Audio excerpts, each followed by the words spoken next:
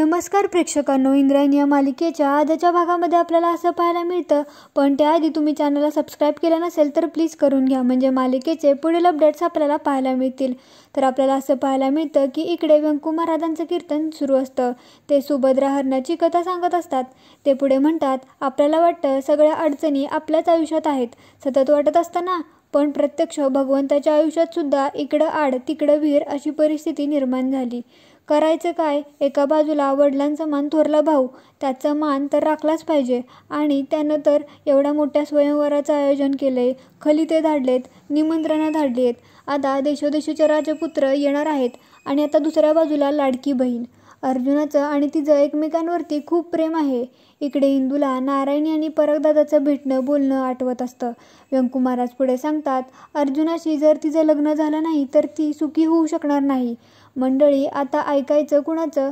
भावाचा विचार करावा, वडिलांचा मान भावाच्या मानाचा विचार करावा तर बहिणीचं आयुष्य दुखावणार, बुडणार, आणि बहिणीच्या सुखाचा विचार करावा तर वडिलांसारख्या भावाची मान खाली जाणार लोकांसमोर. करायचं तर नक्की करायचं काय? भगवंतांनी न्यायाची बाजू निवडली. न्यायाची बाजू कोणती होती हे मान्य आहे.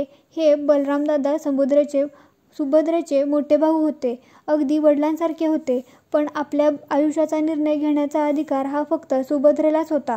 इंदू विचार करते की नारायणीताईच्या आयुष्याचा निर्णय घेण्याचा अधिकार फक्त नारायणीताईलाच आहे, दुसऱ्या कोणालाही नाही. इकडे पुढे व्यंकू महाराज म्हणतात, अगदी मोठे असले, सख्खे असले तरी तो बलरामदादांनाही नव्हता, आणि अर्जुनच आणि सुभद्रेचं एकमेकांवरती खरं प्रेम होतं, त्यांची बाजू सत्याची होती हे भगवंतांनी जाणलं, आणि म्हणून भगवंतांनी अर्जुन आणि सुभद्रेला पळून जाण्याचा सल्ला दिला. मंडळी, तुम्ही विचार करा की घरच्यांच्या मर्जीविरोधात स्वतःच्या सख्या बहिणीलाच तू पळून जा असा सल्ला देणं सोपं आहे का?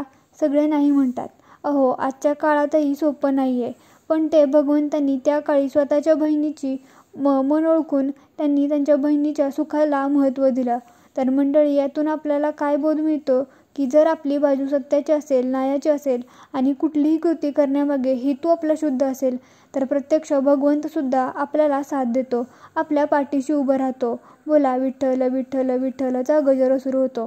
इकडे इंदू कीर्तन संपल्यावरती घरी येते आणि गोपाळकडे जाते. ती गोपाळला म्हणते, गोपाळ, तू कीर्तनाला का नाही आलास? गोपाळ म्हणतो, अगं माझा अभ्यास राहिलेला ना, म्हणून नाही आलो. अगं अजून नाही संपला, अजून करतोच आहे अभ्यास.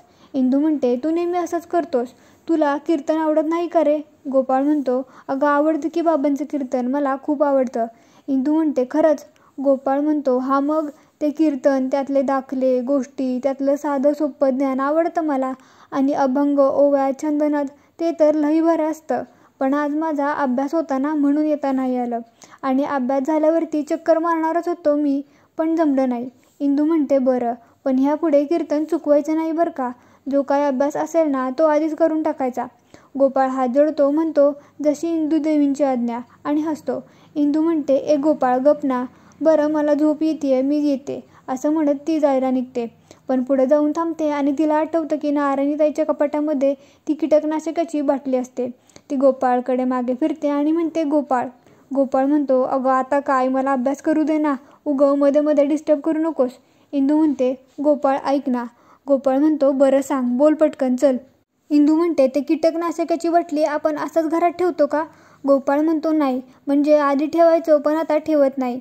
त्या अंता काकांनी तिकडं शेड केलंय ना शेतात, तिकडंच ठेवतो असतो आता आपण, आता घरात नाही ठेवत. इंदू म्हणते, मग कीटकनाशकाची बाटली कपाटात का ठेवायची? गोपाळला धक्काच बसतो, म्हणतो, कपाटात? तो उठून इंदूकडे जातो. तो म्हणतो, तू कोणाच्या खोलीत बघितलंयस ते कीटकनाशक? इंदू काहीच बोलत नाही. गोपाळ म्हणतो, अगं अशी काय बघतीयस भेदरल्यासारखी, कुणाच्या खोलीत बघितलंस ते कीटकनाशक? हां. इंदू म्हणते, ते नारायणीताईच्या कपाटात. इकडे नारायणी कपाट उघडतच असते, दुसरीकडे गोपाळ पळतच रूममधून बाहेर येतो आणि नारायणीताईच्या खोलीचा दरवाजा वाजवत असतो. नारायणीताईने ती बाटली हातात घेतलेलीच असते. तेवढ्यात गोपाळ दार वाजवत असतो, नारायणीताई, नारायणीताई. इंदूही हाका मारत असते, पण ती काही दार उघडत नाही. नारायणी खूपच रडत असते. ती बाटली उघडते आणि ती पिणार इतक्यातच गोपाळ दार उघडून आत येतो. इंदूही आत येते आणि नारायणीताईला थांबवतं. गोपाळ ती बाटली खाली फेकून देतो. इंदू खूपच घाबरून गेलेली असते. नारायणी रडतच खाली बसते. गोपाळ म्हणतो, नारायणीताई, अगं हे तू काय करतेयस? जीव का देतेयस तू? इंदू म्हणते, नारायणीताई अगं हे महापाप आहे अगं. नारायणी म्हणते, मला नाही जगायचं आणि ती रडतच खाली बसते. म्हणते, मला जगायचंच नाही गोपाळ, काही अर्थच नाही आहे माझ्या जगण्याला. गोपाळ म्हणतो, अगं जगण्याला अर्थ आपण द्यायचा असतो आणि सगळं असलं करण्याआधी तू आमचा विचार केलास का? केलायस का आमचा विचार? गोपाळ जोरातच विचारतो. इंदू म्हणते, गोपाळ ओरडू नको ना रे तिच्यावरती. गोपाळ म्हणतो, अगं मी ओरडत नाही आहे तिच्यावर, मी सांगतोय तिला की आम्ही आहोत तुझ्यासोबत. आणि तो खाली बसून तिचा हात पकडतो. गोपाळ म्हणतो, अशी हताश होऊ नकोस, आपण काहीतरी करूयात, आपण काहीतरी मार्ग काढूयात. आणि तो रडत असतो. नारायणी म्हणते, काहीच मार्ग नाही उरला आता. गोपाळ म्हणतो, असं तुला वाटतंय? आम्ही सगळे आहोत तुझ्यासोबत. मी आहे, बाबा आहेत, इंदू आहे, आदू आहे, मावशी आहे. तू माझ्या डोक्यावर हात ठेव, शपथ घे की परत असं काही करणार नाही. म्हणून घे शपथ बरं. आणि तो तिचा हात तुझ्या डोक्यावर ठेवतो. नारायणी रडतच म्हणते, नाही करणार. आणि ती गोपाळला मिठी मारते आणि रडतच असते. गोपाळसुद्धा रडत असतो. इकडे इंदू झोपायला येते, पण तिला काही झोपच लागत नसते. तिला व्यंकू महाराजांचं कीर्तनच आठवत असतं. ती विठुरायाकडे बघते आणि तिला तेच आठवत असतं की भगवंतांनी अर्जुन आणि सुभद्रेला कसा पळून जाण्याचा सल्ला दिला. आणि ती उठून बसते. दुसऱ्या दिवशी सकाळी ती मंदिराच्या पायरीवर शाळेचं सगळं आवरून जांभळा देत बसलेली असते. शाळेची सगळी तयारी तिने केलेली असते. तिकडून आदू आणि गोपाळ शाळेत जाण्यासाठी घरातून येत असतात. गोपाळ आदूला म्हणत असतो, तसं नसतं रे, तू अभ्यास करत नाहीस ना म्हणून सगळेजण तुला बोलतात. तू अभ्यास केला तर कशाला कोण काय बोलतंय तुला? तू माझ्याबरोबर अभ्यासाला बसत जा, कोण काय तुला बोलणार नाही मग. इंदू त्या दोघांना हाक मारते, म्हणते, गोपाळ इकडे ये ना. गोपाळ म्हणतो, का गं? इंदू म्हणते, अरे इकडे ये ना, काम आहे. आदू तिथून निघून जातो. इंदू म्हणते, आदू तू कुठे निघालायस? आदू म्हणतो, मी कशाला, चालू दे की तुमचं, नाहीतरी तुम्ही मला कुठं काय सिक्रेट सांगता. इंदू आदूला म्हणते आणि त्याच्या जवळ जाते आणि म्हणते, सांग मला काय झालं. आदू म्हणतो, तुमचं हे नेहमीच असतं, तुम्ही मला कशातच घेत नाही. इंदू म्हणते, असा विचार करू नकोस रे आदू, इथं टेन्शन आधीच कमी आहे का? आदू म्हणतो, तुम्ही वागता तसं म्हणून मी बोललो. इंदू म्हणते, पुन्हा तेच, तुला यायचं की नाही आमच्यासोबत? मेन माणसाचं नाही का ऐकणार तू? इंदू त्याच्या हाताला धरते, पुढे येऊन गोपाळच्या हाताला धरते आणि त्या दोघांना तिथून मंदिराच्या आतमध्ये घेऊन जाते. ती गोपाळला म्हणते, असं हातावर हात ठेवून बसायचं का रे आपण फक्त गोपाळ? गोपाळ म्हणतो, अगं मी काय करू शकतो? इंदू म्हणते, उठून हातपाय हलवायला हवेत ना आपण. गोपाळ उठतो आणि हातपाय हलवून तिला दाखवतो. इंदू म्हणते, एक गोप्या टोप्या, हे हातपाय हलवण्याबद्दल नाही बोलत आहे मी, आपण नारायणीताईसाठी काहीतरी केलं पाहिजे. आदू म्हणतो, अगं इंदू, आपण इतका वेळ काहीतरी करण्याचाच विचार करतोय ना. गोपाळ म्हणतो, इंदे, आपण आधीच एकतर हाफ तिकीट, त्यातून आपल्याला कोणी विचारत पण नाही. आणि मोठ्या बाईंनी ठरवलं ना ते आणि तसंच होणार, कळलं का? इंदू म्हणते, म्हणजे आपली नारायणीताई कायम दुःखी राहणार आणि आपण तिच्यासाठी काहीच करायचं नाही. काल तिनं काय केलं पाहिलंस ना तू? गोपाळ जोरातच इंदूला ओरडतो, म्हणतो, इंदे, आणि तिला गप राहायला सांगतो. तो आदूकडे तिला बघून इशारा करतो. आदू म्हणतो, काय झालं इंदू, काय केलं काल ताईने? गोपाळ म्हणतो, कुठं काय, ती रडत होती, ती जरा नाही खूपच रडत होती. मग तो इंदूला म्हणतो, हो का नाही गं? इंदू म्हणते, हो अरे ती खूपच रडत होती नारायणीताई. आदू म्हणतो, बघितलं, हे असंच चालू असतं तुमचं, तुम्ही नेहमी असंच करता, मला घेत नाही तुम्ही तुमच्यात. इंदू म्हणते, अरे असं नाही रे आदू, काय होतंय, तुझा मुद्दा भरकटतोय, आपण नारायणीताईसाठी काहीतरी केलं पाहिजे. गोपाळ म्हणतो, पण इंदू काय म्हणते की आपण काय करू शकतो? इंदू म्हणते, तुम्ही कालचं व्यंकू महाराजांचं कीर्तन तुम्हाला आठवतंय का? आदू म्हणतो, हो. गोपाळ म्हणतो, नाही. इंदू म्हणते, पण ही आत्ताची जशी सिच्युएशन आहे ना, सेम तशी होती तेव्हा. आपला परागदादा म्हणजे अर्जुन आणि नारायणीताई म्हणजे सुभद्रा, पण त्यांच्या पाठीमागे कोण उभं नाही आहे रे. गोपाळ म्हणतो, म्हणजे? इंदू म्हणते, म्हणजेच अर्जुन आणि सुभद्रेच्या पाठीमागं कृष्ण होता, तसं कोणीतरी यांच्या पाठीशी उभं राहिलं पाहिजे ना. आदू म्हणतो, म्हणजे कोण, तू? इंदू म्हणते, मी नाही रे, विठुराया पाठीराखा. आणि ती हसते. इकडे अंताजी त्यांच्या रूममध्ये येतो. आनंदी म्हणते, अहो मला तुमच्याशी जरा महत्त्वाचं बोलायचं आहे, बोलू का? अंताजी म्हणतो, मी नाही म्हणलो तर बोलायचं थांबणारच का तू? आनंदी म्हणते, नाही. अंताजी म्हणतो, मग बोल, माझे कान तुझ्याकडेच आहेत. आनंदी म्हणते, हां, मी काय म्हणते, आता आपल्याला नारायणीच्या लग्नाच्या तयारीला लागलं पाहिजे. अहो तो प्रेमनाथ म्हणजे चांगला मुलगा आहे, उरकून टाकूया. अंताजी म्हणतो, अगं 2 दिवसापूर्वीच येऊन गेलेत ते, त्यांचा फोन तर येऊ दे. अतिघाई. आणि पुढं आनंदी म्हणते, नारायणी तुम्हाला संकटात नेईल, नारायणीची लक्षणं काही ठीक दिसत नाहीत, त्यात तो नालायक औषध कुट्या. अंताजी म्हणतो परत फोडीनच मी त्याला. आनंदी म्हणते परत फोडीन आणि जेलमध्ये जाईन.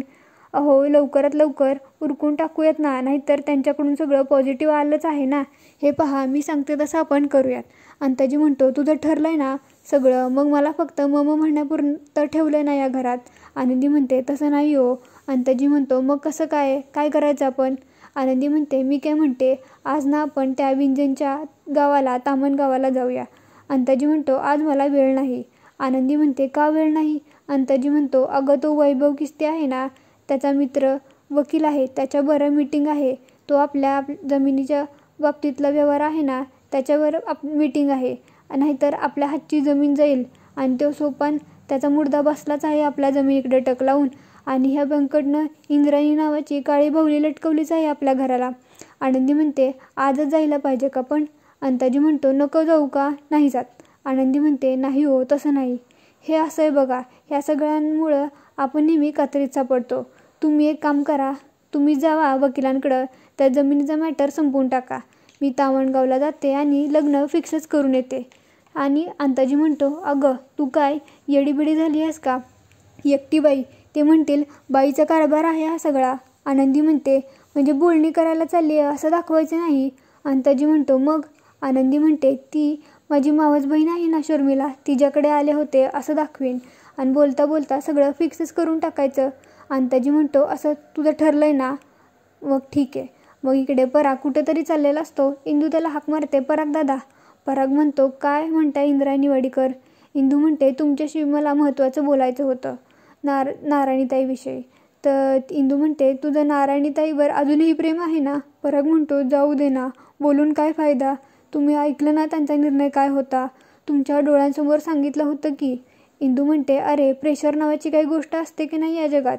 ती बिचारी मोठ्या बाई आणि अंताजी काकांसमोर काय बोलणार. पराग म्हणतो कसं आहे ना, फक्त प्रेम करून भागत नाही ना, त्या प्रेमासाठी हिंमत पण दाखवावी लागते. इंदू म्हणते खरं आहे, तू दाखवलीस हिंमत. पराग म्हणतो झालं गेलं, गंगेला मिळालं, सोडा तो विषय. इंदू म्हणते असं सोडून देणं बरोबर नाही हा. पराग म्हणतो अहो पण माझ्याकडे दुसरा पर्याय पण नाही आहे ना. इंदू म्हणते अरे पण काहीतरी केलं पाहिजे ना. पराग म्हणतो केलं असतं सगळं, पण आता काहीच शक्य नाही आहे. इंदू म्हणते नारायणीताईनं जीवाचं काही बरं वाईट केलं तर तुम्हाला काहीच वाटणार नाही का. पराग म्हणतो म्हणजे. इंदू म्हणते ती काल कीटकनाशक पिणार होती. पराग म्हणतो काय. त्याला धक्काच बसतो. इंदू म्हणते तिथं वेळेत आम्ही पोचलो म्हणून यावेळी काही नाही झालं, पण पुढच्या वेळी. पराग म्हणतो थांबा असं काही बोलू नका. इंदू म्हणते अरे परिस्थिती तशी आहे रे. बरं मला सांग नारायणीताईवर प्रेम आहे ना तुझं. पराग म्हणतो स्वतःपेक्षा जास्त. इंदू म्हणते मग तिला तू पळवून का घेऊन जात नाहीस. जमेल ना तुला.